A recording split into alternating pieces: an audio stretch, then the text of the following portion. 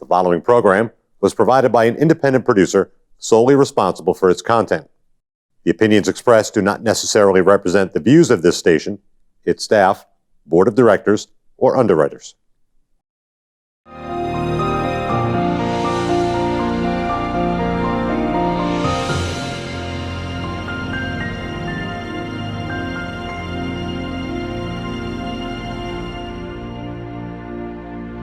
Hello, and help me welcome Pam Tucker, who is the vice chair of the State Republican Party. Yeah, Republican State Committee, that's me. How about it? Yeah, good to see you again, Carl. How are you? Fine, and I think you're very busy right now, but can you tell us a little bit about what you're doing? Well, we're busy all the time, Carl, as you are. It's tough to get in here and schedule with you, it seems.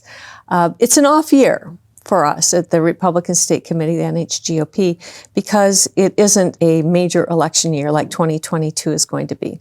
So we take this time to regroup, reassess, get organized for 2022. Mm-hmm. One of the things that we do is recruit candidates, as you know, near and dear to my heart, because we do need to fill 400 seats in the New Hampshire legislature. And that is really no easy task. You have 400 seats. There is approximately a 30% turnover every 2 years with that.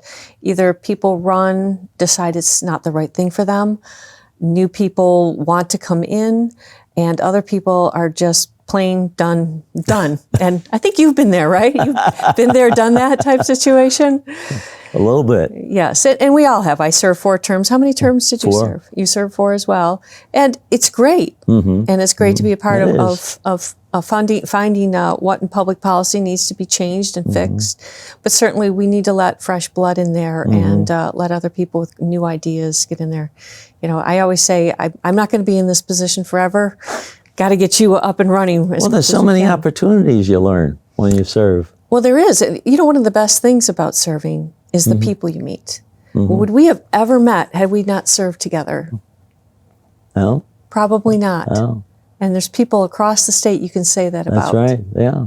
And when you go to any county and virtually any town, you know someone in that town. Well, I felt new. I wasn't even, I came to New Hampshire in 2002 and started running in 2006. Wow. And this is a great way to get to know people around the state. It is, and both sides of the aisle. Yeah. I mean, there's great people on the other side. We just don't agree politically of how to make the world a better place. That's right. I believe in you, the individual, and the other side believes that government can take care of you. But other than that, there's pretty good people there. Well, we're doing pretty well with a little even spread of that. There's a responsibility the state has, but there's a responsibility you have, and the local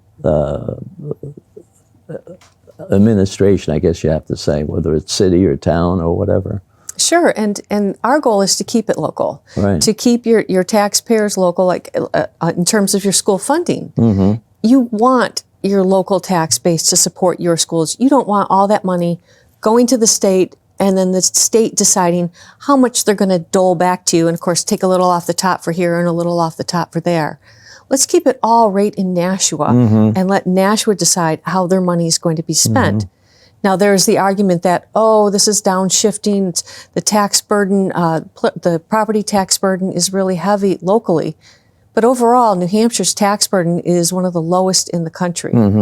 And you hear about other states saying, let's do an income tax or a sales tax to relieve that taxpayer, the local taxpayer's burden for that type of funding.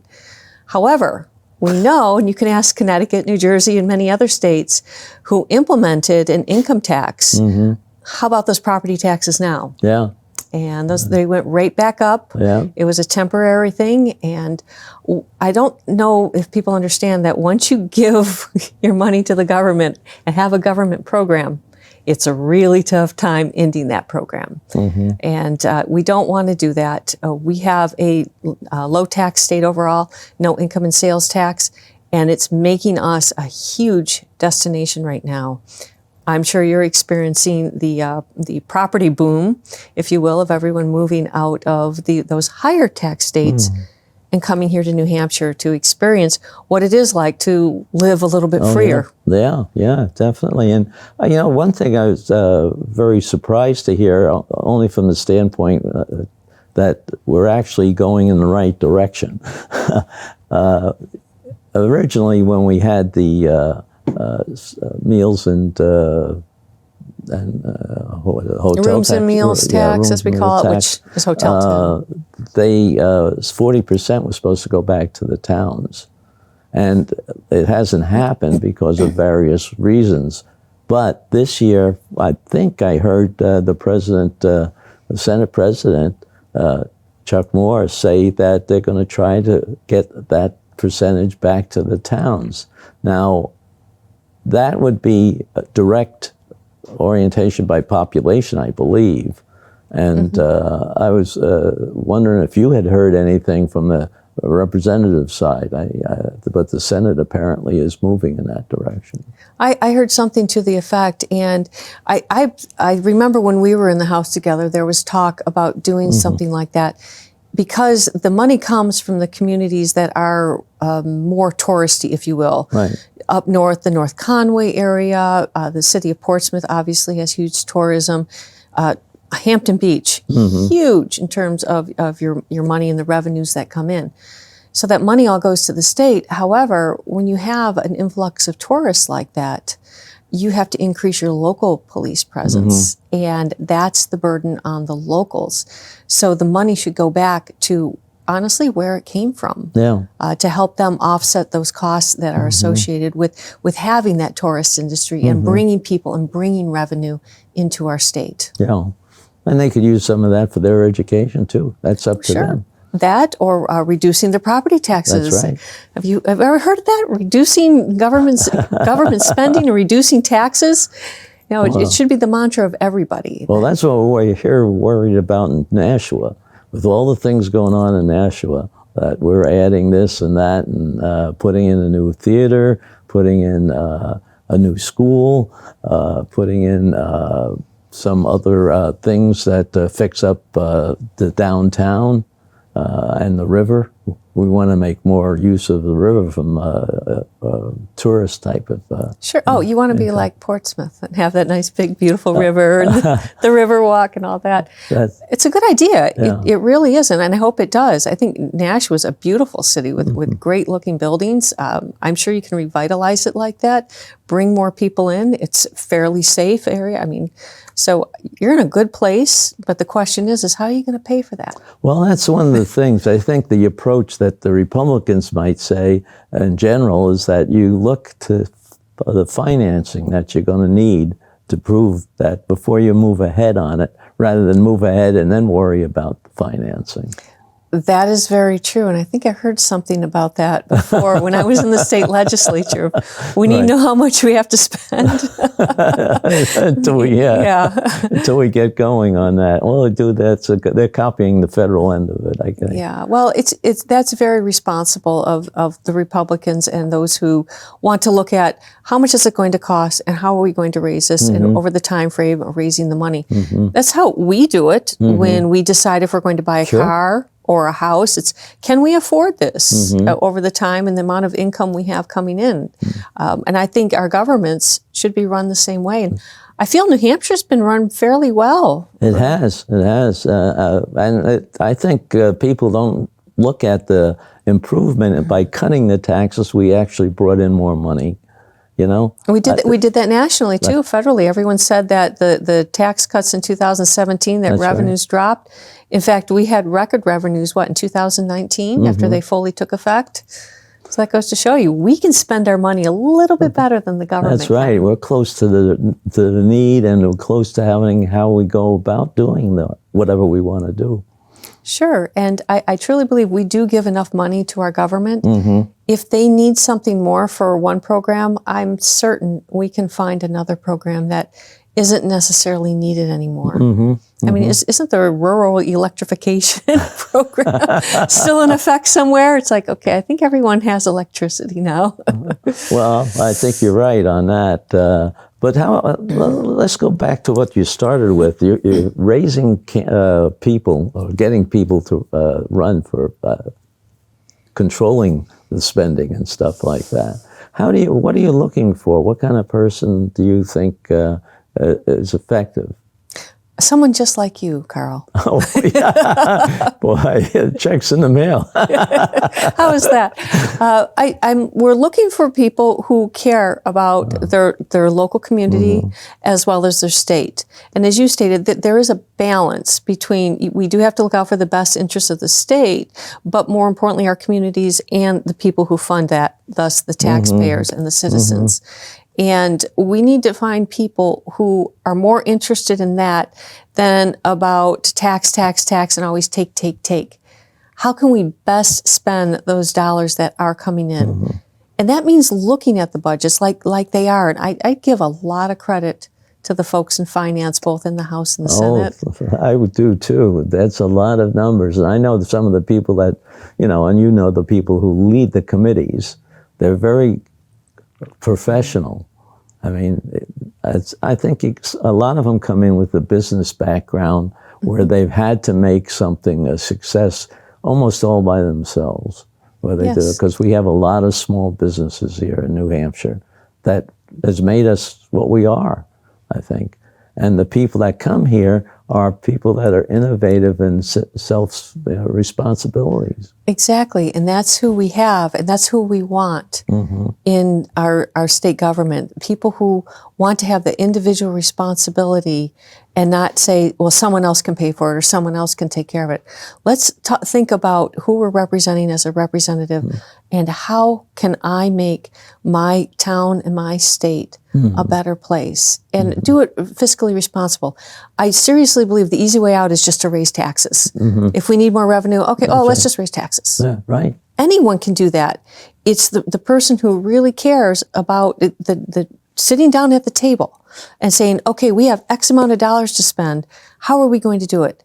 That's the type of person that we want up there. And the same when it comes to any other policy that's up there. They're going, whether they're on environment and agriculture, commerce, health and human services. Let's take a look at whatever that bill is that's coming up and say, how is this going to help or hurt? And weigh those.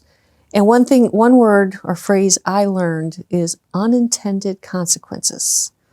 Now we say that, this bill is going to do this, this, and this if we pass it. But we can't ignore what unintended consequences are. And I guess that's when the tail wags the dog, if you will, where you say, we'll raise taxes and the same amount of revenue will come in based upon X, but we'll just get more because we're just taking more money out. But what we don't see is that the unintended consequences are you just took more people's money out, so maybe they're not going out to dinner, spending as much, and as we were just talking about, revenues go down versus going up as they did with the tax cut. That's economics in a way, and I don't know if they're teaching that anymore. And I think here in New Hampshire, the people that are elected for the legislature get to work with the administration much more closely than I've seen in other states. So, if you have a governor who also has some business experience, he knows how to get together leaders in his administration who know how to work with other people. And they come to a common agreement where they're more effective, I guess. And effective in many ways, both saving funds and getting things done more quickly. I agree. And as you know, it is compromise. Some people say it's making sausage up there. I don't think it's that ugly. Although I've never made sausage. There's a caveat there. But it is like that. It isn't all my way or highway on anyone's side, whether you're Republican, Democrat, or House, Senate, Governor. We need to work together. Everyone loves to throw out bipartisan if even one person from the other side votes that way. But it really is about finding what's the best policy for everyone in the state and not harming others. And I find that what I see up there is it is working. They're getting along well. Obviously, the budget's always contentious no matter who's in control. I mean, think back to 2009 when Governor Lynch was there and the House and Senate were both controlled by Democrats. And it was contentious then. You know, they sold a $40 million highway from one highway department to the other and bonded it. It's like, yeah, I think that should be contentious no matter you're Republican or Democrat. But a lot of things like that. But you need to work together with your other bodies to do what's best for the state and the people. And we all want the best education system. We want our kids to have choice and to have that choice to go to the school that fits them. We want our neighborhoods to be safe. So we want to keep our police funded and make sure our neighborhoods are safe. That's why people move here. Would you move to New York right now? Oh, no. Exactly. I was just talking to a friend. It's awful. It's like pre-Giuliani days down there now. So I won't be visiting again anytime soon. But that's why people come here, is because we do have that. And we need to maintain that. We need to keep our roads and our bridges and our infrastructure fixed. We have the money there. It's just how do we allocate it? And that's why we need the good people to come in who want to make that difference and to help. And hey, listen, if you and I can do it, anyone could do it, right? I think that, yeah, I never thought I'd do that. You know, I had a good career and everything in the business. And you were very successful. Excuse me? You were very successful. Yeah, well, luckily. But anyway, going into politics was a big jump, I thought. But it's not, it's enjoyable. It's just getting to know your neighbors better in one aspect of it, and then getting to know how the whole thing runs and get the feel that you do have a bit of influence on how things can be corrected and how things can be run right.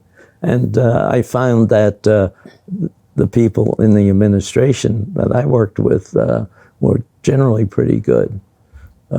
Some of the ones in the other departments, I heard, you know, you had different problems. But I think right now we're probably in better shape than we've been in the last, I say, 20 years here in New Hampshire. Yeah, I would agree. I feel like everyone is really starting to work well together. Back to the budget, it'll mesh itself out somehow, some way. They'll make it work. What's interesting is most people think that once the House passes the budget, then it's all over. When we know that's the first step in a multi-step where things are going to come in and out, and you know, one side will scream, "Oh, you're defunding everything. Granny's going to be living under a bridge." That's not the case, and we know that. We're just prioritizing things, and I truly believe that the people who are working and writing the budget up there, they're going to help those that are most vulnerable and the people who truly need us as citizens' help via the government. That will happen. No one's going to be left behind. No one's going to be living under bridges. That'll all be fixed, and we will still be able to give those tax cuts. Because we as a state, we're I think, the third oldest state in the country? We need to maintain retirees and people to stay here. And how many people do you know moved to Florida and now have residency in Florida because there's no interest and dividends or income tax down there? Right. So up here, if we want to compete with states like Florida, we need to really think about the interest and dividends, because that becomes the lifeblood. Once you're retired, you really don't have any other income except what you've invested and saved over the years. We need to be able to compete to keep those folks here so that New Hampshire gets that interest in, or gets the revenue from you going out and spending your money at a restaurant, rooms and meals taxes, you buying gas up here, you having property up here. We need to keep that money here. We need to keep those folks up here rather than have it all go to Florida. And I think that is what the House and the Senate are looking at when they're talking about reducing and eliminating the interest and dividends. You've gone through the whole state, helping get candidates and helping the Republican clubs to get new people to join them. Do you find any difference between the more rural areas and the cities as far as trying to get people to participate? I find it's a challenge everywhere. It just depends upon the place. Cities in general, I want to say they're harder because there's so many seats to fill, so you have to meet with so many people. But in the same token, up in Coos County, we were trying to fill a seat because it was such a large territory. I mean, you think about geography, you're talking probably one side to the next was at least an hour drive for someone in their own district and many towns because they're so sparsely populated. Whereas down here in Nashua, it's 3 people in a ward. Right. So each has its own dynamics of trying to find people. I found I was at a meeting last night in a suburban town, and I just was talking about myself, and it was all these new people, which I just love. And I got to be honest, I'm going to these meetings. We had the fundraiser last week right here in Nashua. There were so many new people there, and these people are excited to get involved because honestly, a couple people said, I've just had enough. And I'm like, oh, okay, well, welcome to the party of reason. And they want to get involved and have contacted me. And so, like last night, I just share my story of how I got involved. Because that's one of the questions, well, how do you find these people? And it's basically, a lot of it is word of mouth. You and I talking, mine happened to be, I was at a lacrosse field on an April-May day on a Saturday watching my child in lacrosse practice. And a gentleman from our town, we didn't even have a Republican committee, was talking about it. The election was coming up. They didn't have anyone to run. Of course, like you, never thought of running ever in my life. I liked playing the back burner, never run for office. And lo and behold, here we are. Yeah. So it's just talking to people and letting them know you're there. You have a great committee to support people in Nashua. You've got a lot of great talking points. You've got a great city to represent with such great backgrounds. I mean, it'd be fun. It really would to represent a large community like this. I think it's nice, too, to make sure that you have a mixture. You know, you don't really want to have 100% or 90% one party or the other. I think you want to get a mixture of ideas. You do. You always want to hear the other side. They always say the minority is like the conscience of politics. I don't know if that's necessarily true, but it is important to hear both sides of any story. And for that reason, I don't listen to just one news channel or read one newspaper. I like to hear both sides. I think it's important so we can understand where the other side is coming from and the other side understands where we're coming from.